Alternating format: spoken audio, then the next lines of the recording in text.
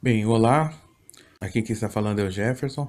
Eu resolvi gravar esse áudio para poder participar dos estudos sobre o universo holográfico, né? E dar a minha contribuição mostrando a forma que eu penso. Eu só gostaria de dizer que isso, com certeza, não é nada que eu possa dizer que é a verdade ou não, porque é apenas um estudo, né? E uma conclusão que eu cheguei. Bem, para a gente entender o universo holográfico, a primeira coisa que nós temos que tentar compreender são os nossos sete corpos. Eu penso que cada corpo ele interage com determinadas dimensões. Então, à medida que o corpo vai ficando mais sutil, ele vai interagindo com outras dimensões. Só que o que acontece? Todos esses corpos são ligados por uma única consciência, a nossa consciência primordial, certo? Então, qual é a dificuldade que nós temos em aceitar o universo não local, ou, aliás, o universo holográfico? É que nós não conseguimos nos ver como observadores. Nós acreditamos na realidade que nos é imposta pela terceira dimensão. Então, nós acabamos nos prendendo a essa dimensão pelos cinco sentidos: audição, visão, tato, paladar e olfato. Mas na verdade, esses cinco sentidos, eles são apenas a forma que nós temos de interagir dentro dessa dimensão. Aí vem a pergunta: mas qual é a base que nós temos para acreditar que o nosso universo é holográfico? Tudo o que nós vivenciamos nessa experiência aqui, nessa experiência tridimensional, o que comprova que são hologramas? Eu acredito no seguinte, que não haveria necessidade do todo criar criaturas, né, seres, para se destruírem, ou para sofrer, ou para sentir dor e coisas assim. Então, o que acontece? Tudo o que nós sentimos, vemos, ouvimos aqui são simplesmente impulsos elétricos que nos são passados através desse avatar que é o nosso corpo para nossa consciência.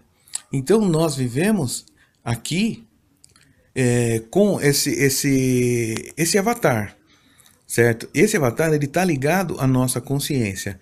Então nós sentimos os impulsos daqui que são mandados para nossa consciência.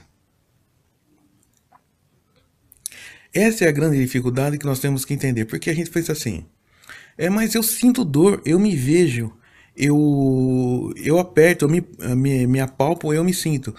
Mas se a gente prestar atenção no diálogo do Neo com o Morpheus, logo no começo do Matrix 1, o Morpheus ele é muito claro quando ele diz assim, que na verdade tudo são impulsos sensoriais, tudo são impulsos elétricos que são analisados pelo nosso cérebro e mandados para onde? Para nossa consciência.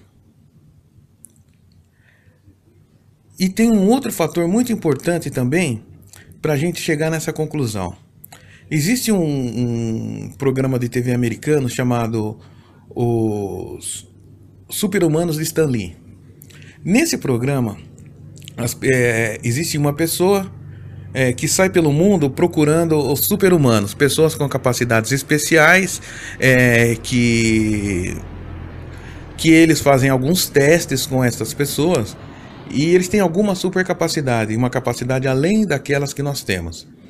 Então, alguns dos que me chamaram a atenção foram, teve uma pessoa que ele era cego, ele tinha ficado cego, e ele conseguia andar de bicicleta normalmente numa rua, e aí fizeram um teste com ele, colocaram ele num estacionamento, desses estacionamentos americanos que são feitos em prédios, são estacionamentos verticais, né? E levaram ele num andar onde haviam muitos carros. E ele tinha que passar por entre os carros de bicicleta. E à medida que ele ia vencendo os obstáculos, né, ele ia conseguindo passar, eles iam diminuindo a distância entre os carros que ele tinha que passar. E ele não passava só em linha reta, ele fazia várias manobras, totalmente cego. E ele chegou numa distância, ele conseguiu passar numa distância que normalmente até nós que temos essa visão normal não conseguiríamos, porque era muito perto realmente. E a gente acaba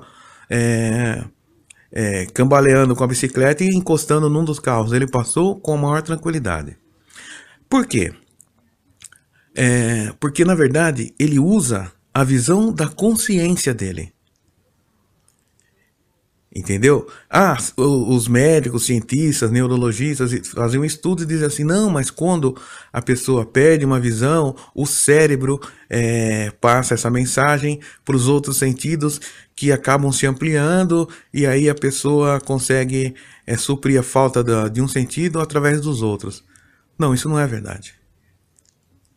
O cérebro não cria nada.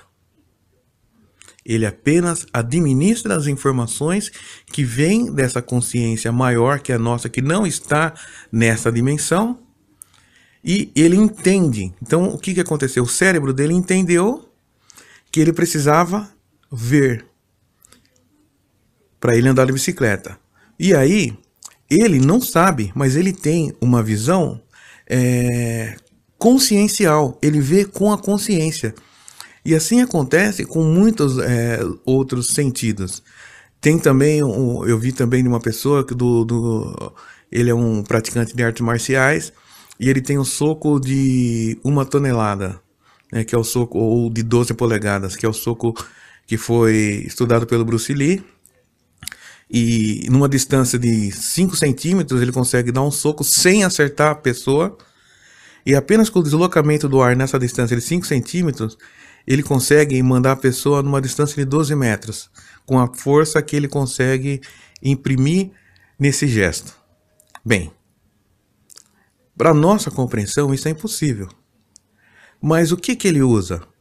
Ele usa o poder que ele tem na consciência dele, que não está na mente dele, mas está na consciência que está fora daqui. Está no universo não local, na próxima dimensão. E assim, existem muitos outros casos de pessoas que conseguem feitos assim absurdos. Tem uma pessoa que mergulha numa piscina com 20 centímetros de água, numa altura de mais ou menos 15 metros. Mas não é uma piscina comum, é uma piscina dessas piscinas de brinquedo, de criança, que deve ter no máximo 2x2. Então tudo isso, o que é usado? É a consciência. A pessoa, sem saber, ela programa o holograma dela para que ela faça essas coisas. Então, na minha visão, eu não acredito que exista uma pessoa no planeta que seja capaz de fazer mal a outra. Por quê? Porque, na verdade, as nossas consciências não estão aqui. E isso que a gente acha que é um corpo é apenas uma manifestação da nossa consciência para a gente conseguir interagir aqui. Então é como se fosse o avatar daquele filme Avatar. Para quem assistiu, a gente via que o Avatar, ele fazia coisas absurdas. Ele praticamente não sentia dor, ele tinha uma força descomunal. Por quê? Porque ele tinha sido programado para isso. A pessoa ficava num outro planeta, no caso, isso foi uma metáfora. Ela ficava num outro planeta e a consciência dela é que ia para o Avatar e ela sentia como nós. Sentia o meio ambiente do planeta que chamava Pandora, mas era apenas a consciência. Tem também o filme Transcendence, que é com Johnny Depp, e ele também mostra essa questão da consciência. Que ele morre, mas a consciência dele continua agindo, interagindo com as pessoas. Só que no filme não é mostrado em que dimensão, mas ele está no todo. Então é exatamente assim que acontece. Por isso é que a espiritualidade ou os irmãos das dimensões superiores, que são encarregados de ajudar a gente a sair do holograma,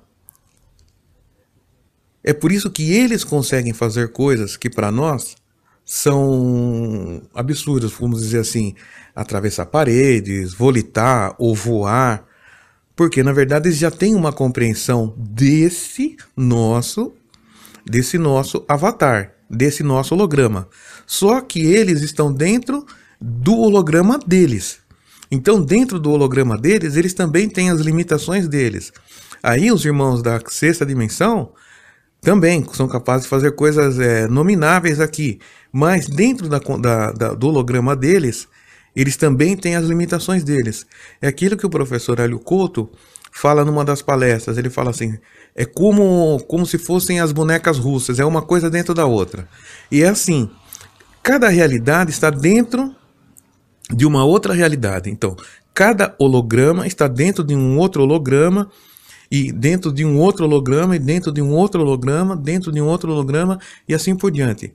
Até você ter a consciência e você ter vivenciado e experienciado tudo o que você tem que experienciar, e para você atingir um outro patamar. E esses hologramas eles são, como eu disse, como as bonecas russas, mas eles são em sentido espiral. Isso é muito interessante. Então, no livro, se eu não me engano, do Amit Goswami, eu acho que é no Física da Alma, Química da Alma, alguma coisa assim, ele fala sobre as hierarquias entrelaçadas.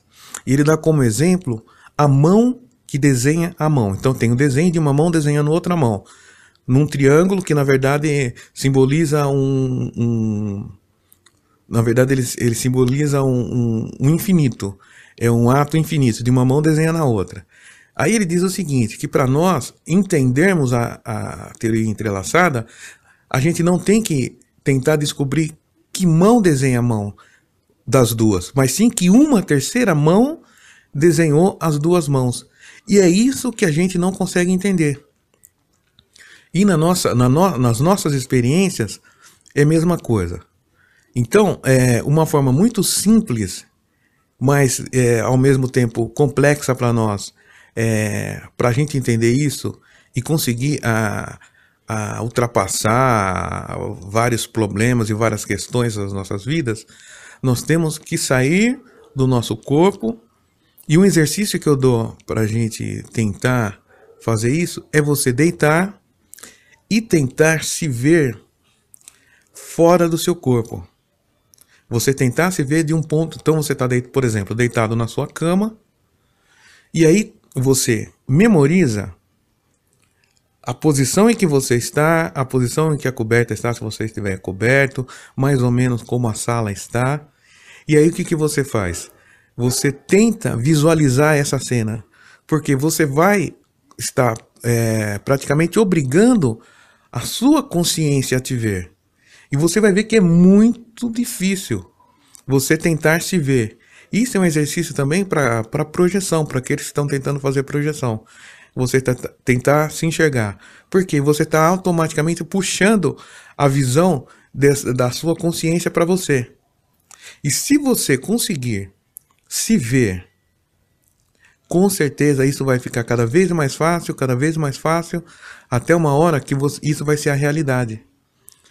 Porque nós temos que ver a nossa vida na terceira pessoa, não na primeira.